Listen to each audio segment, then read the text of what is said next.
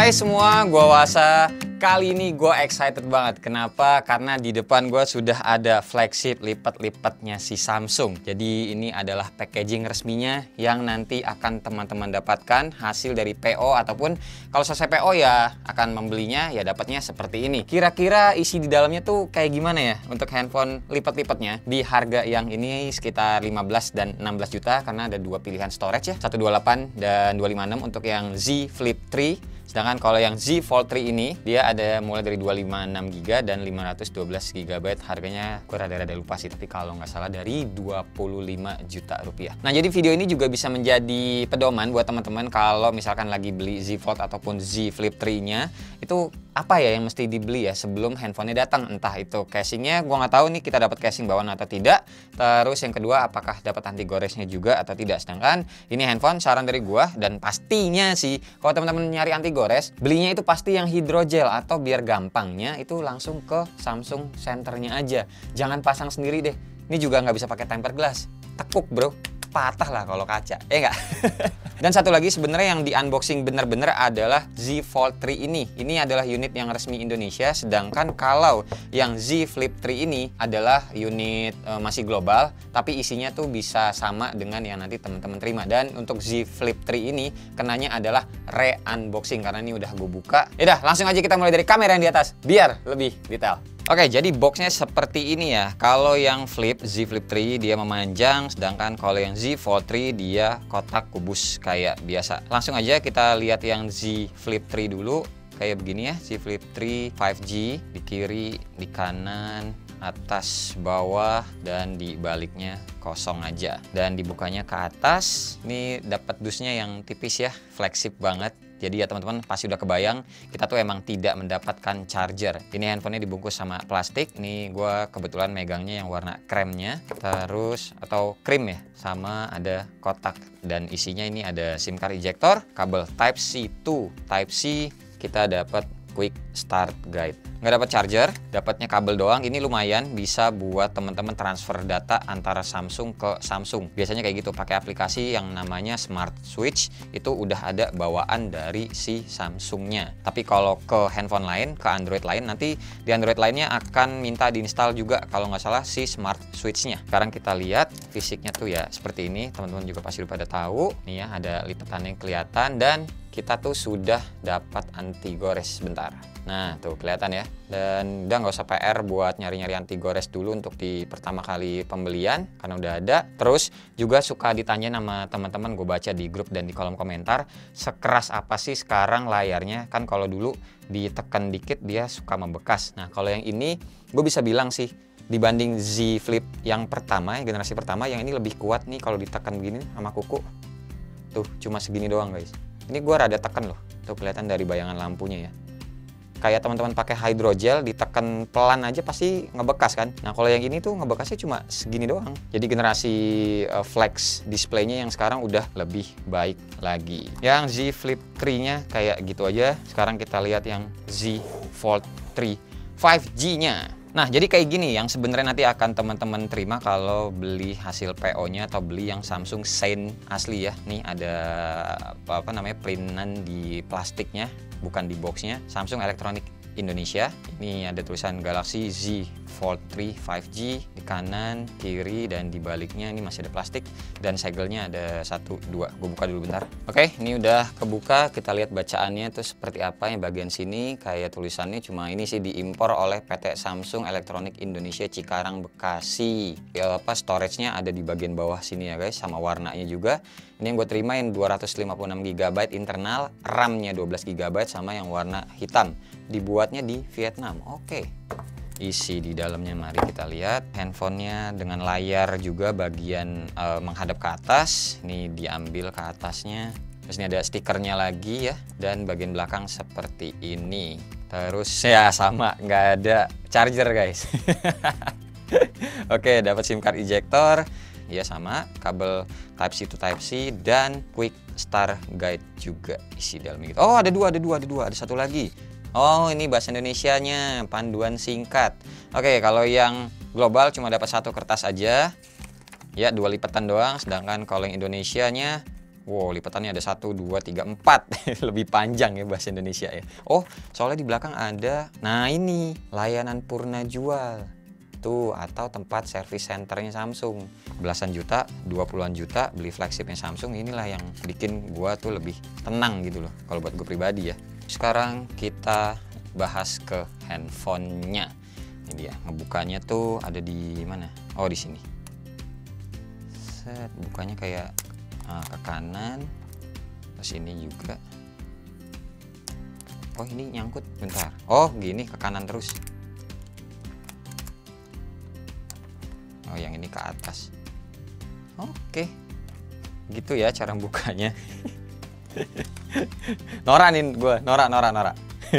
Waktu itu yang Z Fold 2 soalnya dipinjemin sama Samsung, nggak ada plastiknya, jadi bener-bener kayak bekas puteran teman-teman tech reviewer yang lain. Kalau yang ini pure sih, bener-bener dari baru. Dan seperti ini ya, dari belakang tuh kelihatan two tone finishingnya, matte gitu, doff. Sedangkan yang ini adalah bagian layarnya jadi glossy. Ini ada stikernya, wajib gue lepas dulu bentar. Kayak gini ya, kita ngeliat fisiknya dulu. Ini kameranya ada di sebelah kiri, dia berjajar vertikal kayak gini. Sedangkan bagian atasnya, ini ada lubang mic 2. Terus ini masih ada plastik-plastikannya juga ya. Oh, mic-nya jadi total ada 3 nih. Terus ini adalah lubang speaker. Terus di sebelah kiri ini cuma ada SIM tray aja, nanti kita buka. Terus ini speaker lagi. Ini ada mic, terus pengecasannya ini Type C. Dan di sebelah kanan ada fingerprint sensor yang gabung sama tombol power serta tombol volumenya seperti ini. Oke, ini masih ada plastik-plastikannya juga. Gue biarin aja sampai nanti datang itu. Ada anti goresnya. Lihat garis-garis cahayanya ya. Jadi sudah dikasih. Lihat lagi di bagian pinggir sini. Nah, tuh kelihatan ya, ada anti goresnya. Dan gimana untuk layarnya? Flex display kalau di Z Fold. Z Flip tadi oke, sedangkan kalau di Z Fold 3 sama sih kayak si Z Flip, dia lebih kuat. Nggak kayak yang Z Fold 2 nya juga sih. Nih ngebekasnya guys. Tuh. Nggak dalam banget, ada ngebekasnya, tetap ada, cuma nggak dalam banget sih. Fokusnya sorry ya, sorry. Nah tuh, gue masih penasaran mau nekuknya. Ada magnetnya. Oke, dia magnetnya tuh kalau segini kita mau nutup, dia kayak mau rapat gitu. Tuh kayak ngerapat sendiri, maksa. Sedangkan kalau mau bukanya juga kayak tuh ditolak sendiri sama magnetnya. Jadi kayak ada power bantuan dari handphonenya untuk kita ngebuka gini. Gue ngeri dah. Tapi ya Samsung pasti udah ngetes dong kayak gini-gini ditekuk berpuluh-puluh ribu kali ya. Tapi tetap aja kayak ngeri juga sih. Gua nyalain dulu, mari kita lihat bareng-bareng guys. Bootingnya handphone lipat tuh kayak gimana sih? Oke, Samsung Galaxy. Kalau dibuka ada nggak? Oh, ada juga. Oh, berarti dua layar langsung nyala ya. Seamless gitu. Oke. Oh, memulai Android. Mau di bagian dalam atau bagian luarnya mati. Kalau ditutup kayak bisa kayak gini atau dibuka begini. Oke, ini kesan pertama layarnya emang lebih luas daripada Z Fold yang pertama sih. Tapi kalau sama Z Fold 2 gue rada-rada lupa. Kayaknya sama aja untuk luas layarnya. Kayak biasa di bagian bezel sebelah kirinya lebih tebal karena kan ada bagian engsel ya. Tapi feels dipegangnya ini jauh lebih ramping sih. Lebih ramping ketimbang yang Z Fold yang kedua.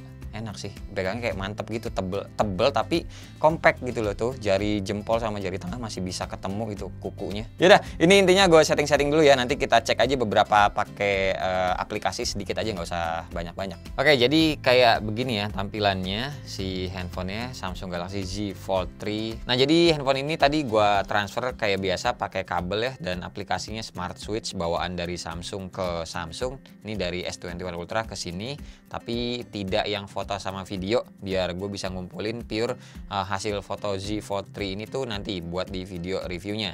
Untuk seri One UI nya kita dikasih 3.1.1, udah nggak ada update lagi, ini udah yang paling terbarunya, terus Android 11. Nah, terus tambahan juga tadi kan bagian dalamnya aja, dan ternyata bagian luarnya nih covernya ya udah dikasih juga anti gores tuh ya guys. Jadi udah enak nih untuk soal anti gores, teman-teman udah tenang, udah tinggal beli casingnya aja. Gue juga tadi habis ngecek GSM Arena, kecil banget ya. Kalau di layar layar covernya dia emang enakan dibuka aja guys. Sah, anjay. Nih ya sekilas kalau teman-teman lihat, kalau layarnya mati tuh emang kayak ngeganggu sih di bagian lipetannya. Cuma percaya deh, seiringnya pemakaian, apalagi kalau misalkan lagi nonton atau lagi baca web kayak begini ya, nggak bakalan ngeh, swear. Oke, terus bahas bagian kamera selfie-nya, cuma yang bagian layar dalamnya ya. Ini kan under display, cuma kalau mata gue sih ngelihatnya, ini kalau lagi ke bagian yang warna hitam, nggak kelihatan kayak under display. Jadi dia tuh kayak baru kelihatan kalau misalkan ada warna, nih, kayak contohnya ini warna putih di sini ya. Tuh, kayak ada hologram gitu ya. Kalau nggak diperhatiin banget ini nggak kelihatan. Tapi kalau kita tegesin banget ya ini sebenarnya masih kelihatan. Terus seru kalau misalkan kita mau selfie pakai kameranya yang ini. By the way ini tuh resolusinya 4 megapiksel ya. Ini perhatiin pas lagi gue pindahin ke kamera depan, tuh dia kayak kebuka gitu. Nutup lagi nih. Tuh seru ya. Coba lihat nih. Gue ubah ke kamera depannya. Tuh kebuka gitu. Balik lagi. Nah, nutup gitu guys. Seru ya. Pengalaman baru banget. Yang bagian dalam 4, terus yang bagian luarnya ini adalah 10 megapiksel. Kalau mata gue juga ngelihatnya lebih tajam, lebih bagus dari kamera selfie yang ini, bagian covernya. Terus untuk bagian belakangnya nih gue suka konsisten dari yang zamannya Z Fold 2 juga. Jadi ini ada lensa ultra wide, lensa normal, sama lensa telefoto 2 kali optical zoom yang semua resolusinya sama 12 megapiksel. Untuk sektor game dan yang lainnya udah gue install, tapi nanti aja pada saat video reviewnya biar lebih enak. Paling gue kasih tahu aja untuk skor Antutunya 741 ribuan. Standar triple 8 ya, emang seginian. Jadinya juga kalau misalkan dipakai buat main game, gue yakin ya udah lancar-lancar aja semuanya. Cuma panas atau enggaknya nanti kita tes lebih lanjut. Terus juga ngetes baterainya ya. Ini baterainya by the way adalah 4400 mAh. Terus bisa fast charging juga 25 watt dan bisa juga wireless charging. Nah terus enaknya juga dari layar yang sebesar ini tuh kita bisa multitasking. Misalkan ini yang Play Store gue masuk dulu, terus Google Chrome, terus gue coba buka YouTube. Nah caranya teman-teman tinggal ke Recent Apps, tap logonya, taruh misalkan di Open Split Screen View kayak gini. Nah ini lanjut lagi misalkan mau buka Chrome. Nah ini yang tadi GSM Arena. Terus misalkan ini yang lainnya kayak ini. Teman-teman mau taruh di pop up view. Ini tulisannya, sorry nggak kelihatan ya dari tadi ya. Nah ini nih, kalau tiap kita tap bagian logonya di Recent Apps kayak gini, ada split screen view, ada open in pop up view. Nah yang pop up tuh jadinya kayak gini. Nah gini ya kalau pop up view. Nah selain itu juga pop up bisa ada lagi nambah. Misalkan yang ini tadi, ini kita klik sininya. Nah tuh jadi pop up. Terus ambil lagi yang lain, ini mau di pop upin juga bisa. Ini juga tuh pop up begini, mau dikecilin size-nya gitu ya. Nah bisa, mau lebih pendek lagi maksudnya ini lebih tinggi bisa. Enak banget sih bisa begini. Terus buka kalkulator tuh. Jadi di satu layar besar ini kita bisa multitasking segini. Tadi masih ngetes lagi bisa nggak sih nambah lagi yang lain. Cuma ntar deh gua kulik-kulik lagi di video reviewnya ya guys. Kalau nggak kelamaan ini nyoba-nyobain gini doang. Seru aja sih intinya begini nih, kita bisa bener-bener multitasking gitu loh. Nah sekarang kita masuk ke bagian kameranya. Ini juga seru ya. Untuk UI-nya tuh kita bisa ya bisa begini intinya.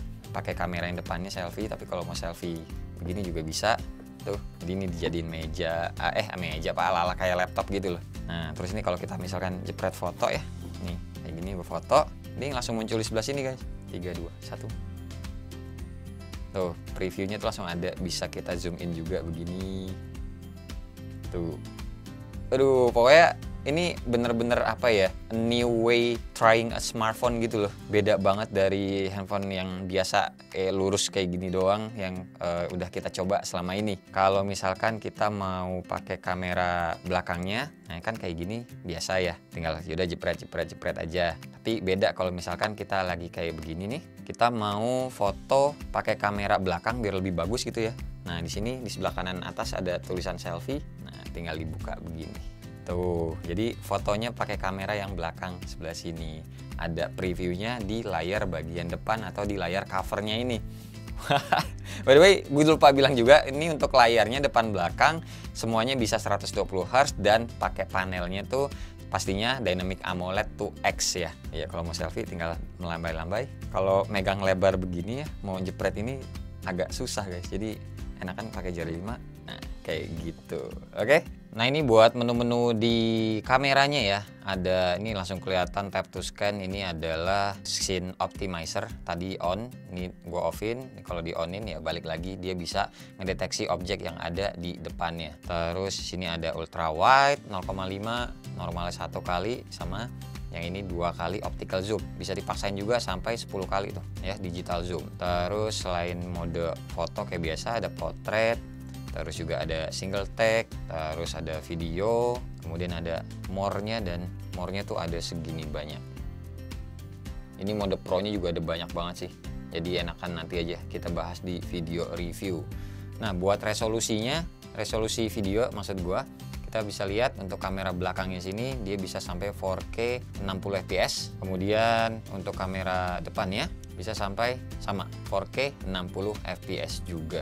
Kemudian kamera belakangnya kayak biasa ada fitur super steady. Kalau kamera depan oke, tidak ada. Abis ini teman-teman lihat aja contoh fotonya. Kalau video gue belum dapet, nanti aja pas giliran di video review ya.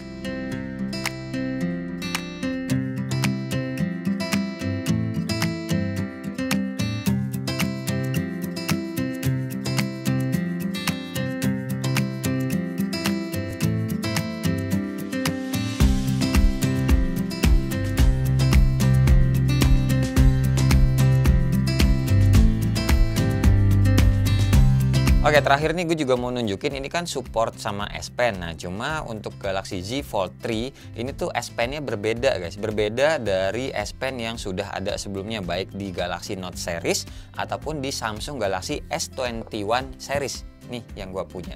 Jadi kalau kita mencoba untuk makein S Pen-nya yang versi yang sudah ada di handphone-handphone Samsung yang lain, dia tuh akan keluar seperti ini nih. Ini gue tempelin.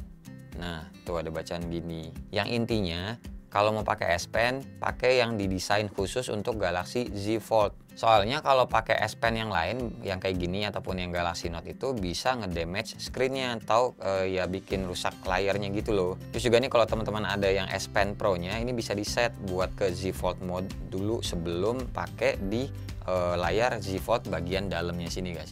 Jadi yang bisa emang di bagian dalam sininya aja ya. Untuk yang luarnya setahu gue sih emang tidak bisa. Dan ini fingerprintnya juga ya kayak biasalah cepet. Lanjut lagi nih buat slot SIM cardnya, kita tuh bisa dual nano SIM card guys. Nah ini yang SIM 1 ya. Kemudian yang dibaliknya adalah SIM 2. Jadi tidak bisa pakai micro SD. Oke, paling segini aja dulu video unboxing dan first impression dari gua untuk Samsung Galaxy Z Flip 3 5G dan Z Fold 3 5G ini ya. Jadi di video ini gue bener-bener merepresentasikan diri gue tuh ibaratnya ya orang awam yang baru pertama kali punya Fold. Karena gue yakin kalau teman-teman yang sebelumnya udah pernah pakai Z Fold 1 ataupun Z Fold 2 gitu ya, udah aware sama UI ataupun interface si handphone lipat yang ini gitu loh. Sedangkan kalau ya orang awam kayak tadi yang gue contohin itu kayak pastinya yang ngebayangin kira-kira apa aja yang mesti dibeli. Kayak contohnya ternyata casing nggak dapat, ya teman-teman sediain casing. Terus tadi kita masuk ke dalam UI-nya ya, di bagian layar dalamnya seru banget kan. Kita bisa nge-split layar ataupun kita bisa nge-pop up layar, itu layaknya kita biasa di tablet ataupun di laptop.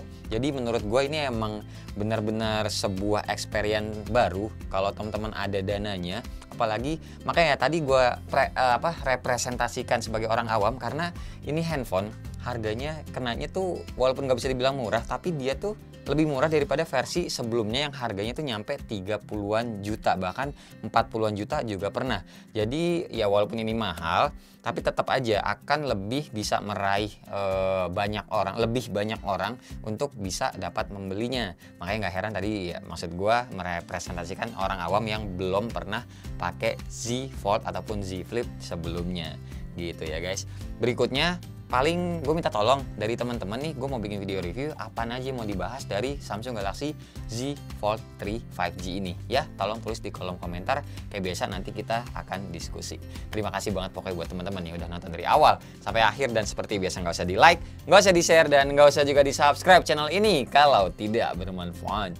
Tapi kalau bermanfaat ya silahkan share juga dong ya ke teman-teman, siapa tahu nambah pahala. Sampai ketemu di video selanjutnya.